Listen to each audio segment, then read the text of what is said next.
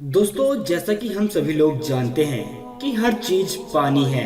एक ना एक दिन हम सबको इस दुनिया को छोड़कर जाना है। सबको मौत आनी है। मौत बरहक है, इसमें कोई शक करने वाली बात नहीं है। आज के अपने इस वीडियो में हम बात करेंगे कब्र के पहले 24 घंटों के बारे में, यानी इंसान को दफनाने के बाद पहले 24 घंटों में उसके साथ क्या क्या होता है। दोस्तों, हुजूर अकरम सल्लल्लाहु ताला अलैहि वसल्लम ने हमें बताया है कि कब्र में दाखिल होने के बाद सबसे पहले हमारे साथ क्या होगा। वो लम्हा बेहद सख्त होगा जब इंसान को कब्र में दफना दिया जाएगा, और वो इंसान की जिंदगी की मुश्किल तरीन रातों में से एक रात होती है। इसके बारे में हजरत अली अल्लाह ताला ने इरशाद फरमाया है कि मैंने सल्लल्लाहु ताला अलैहि वसल्लम से सुना है कि कब्र की पहली रात इंसान की मुश्किल तरीन रातों में से एक है, कि इंसान जब दुनिया से कूच कर जाता है और लोग उसे दफनाकर छोड़कर चले जाते हैं, और वो इंसान रोता रहता है, और वो शख्स अपने दोस्त अहबाब को रोकने की कोशिश भी करता है, लेकिन सभी हजरात उसे छोड़कर चले जाते हैं। वो चिल्ला रहा होता है कि मुझे छोड़कर ना जाओ, लेकिन उसकी इस आवाज को कोई नहीं सुनता है। और ये वो जगह है जहाँ हर शख्स अकेला रह जाता है। जुनाजे हजरत रजी अल्लाह ताला नूर रियायत फरमाते हैं कि एक दिन हम अल्लाह के रसूल सल्लल्लाहु ताला अलैहि वसल्लम के साथ एक अंसारी के जनाजे में कब्रिस्तान जा रहे थे। जब कब्र तक पहुँचे तो हमने देखा कि अभी कब्र नहीं बनाई जा सकी है।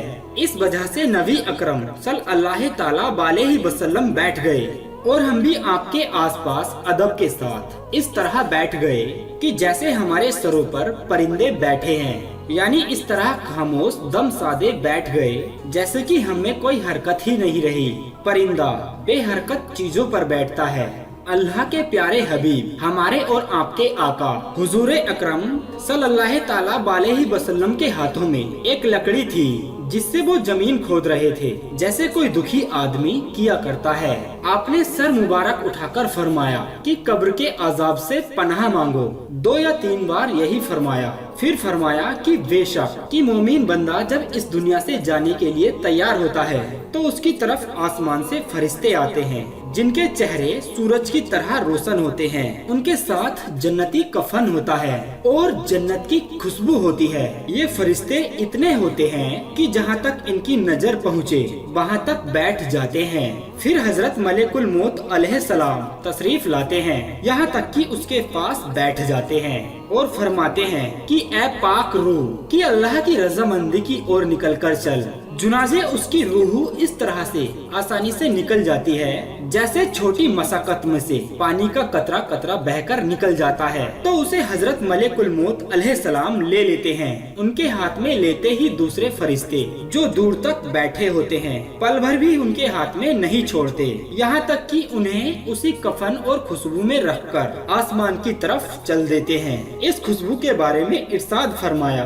कि जमीन पर जो कोई भी अच्छी से अच्छी खुशबू मुफ्त की पाई जाती है उस जैसी वो खुशबू होती है। फिर फरमाया कि उस रूह को लेकर फरिश्ते आसमान की तरफ चढ़ने लगते हैं, और फरिश्तों की जिस टोली पर भी उनका गुजर होता है वो कहते हैं कि ये कौन पाक रूह है। वो उनका अच्छे से अच्छा नाम लेकर जवाब देते हैं जिससे दुनिया में उसे बुलाया जाता था कि उसका बेटा वो है। इसी तरह वो आसमान तक पहुँचते हैं और आसमान का दरवाजा खुलवाते हैं। जुनाजे दरवाजे खोल दिए जाते हैं और वो इस रूह को लेकर ऊपर चले जाते हैं, यहाँ तक कि 7वें आसमान तक पहुँच जाते हैं। हर आसमान के करीबी फरिश्ते उसे दूसरे आसमान तक विदा करते हैं, और 7वें आसमान पर पहुँचने के बाद अल्लाह ताला फरमाता है कि मेरे बंदे को इल्हीन की किताब यानी कि नेकों के दफ्तर में रख दो और उसे जमीन पर वापस ले जाओ, क्योंकि मैंने इंसान को जमीन से ही पैदा किया है और उसी में उसको लौटा दूंगा और उसी से दोबारा उसे निकाल लूंगा। जुनाजे उसकी रूह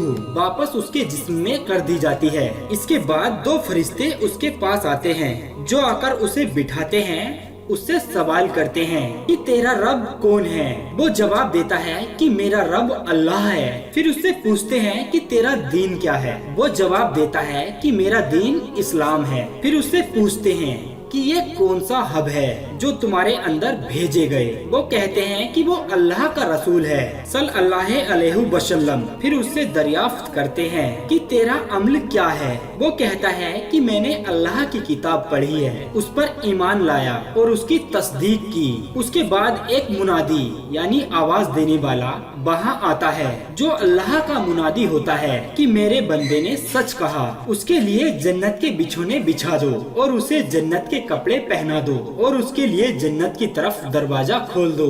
चुनाचे जन्नत की तरफ दरवाजा खोल दिया जाता है, जिसके बाद जन्नत का आराम और खुशबू उसकी ओर आने लगती है। इसके बाद बहुत ही खूबसूरत चेहरे वाला, बेहतरीन कपड़ों वाला और पाक खुशबू वाला एक आदमी उसके पास आकर कहता है कि खुशी की चीजों की खुशखबरी सुन ले, ये तेरा वो दिन है जिसका तुझसे वादा किया जाता था।